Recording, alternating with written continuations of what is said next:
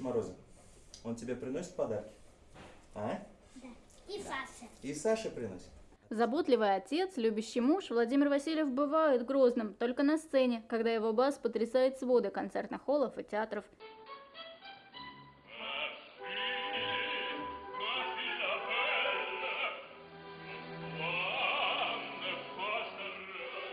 Он говорит, что любит любые роли, мечтает спеть Пимена из Бориса Годунова. Владимир Васильев без дела не сидит. Недавно выпустил новый диск, готовит юбилейную программу. В честь десятилетия на сцене подарит зрителям арии и романсы. Считай, даже в самом жестоком романсе есть любовь.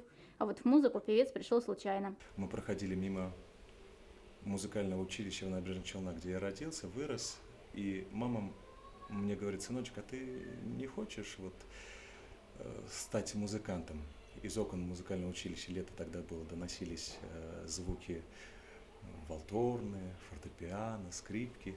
И я подумал, почему бы и нет. Но отличником будущий заслуженный артист республики не был, получал и тройки, а после музыкальной школы решил быть ему учителем истории. В институте познакомился с женой. 3 года встречались и потом поженились. Он был студентом, мы переехали студентами в Казань. У нас совсем ничего не было, но был Володин талант.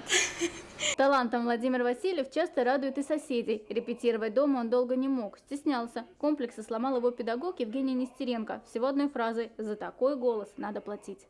Вот свет потух, с тобой тревожной она идет, а мне мой тиши, так трепетно. Так осторожно спеши, красавица, спеши, так трепетно, так.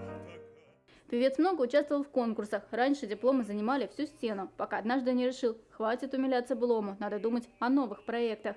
С этим и отмечает 10 лет на сцене. А в следующем году, шутит артист, будет уже 20 в искусстве. Маргарита Петрова, Андрей Мохов, ТНВ, Казань.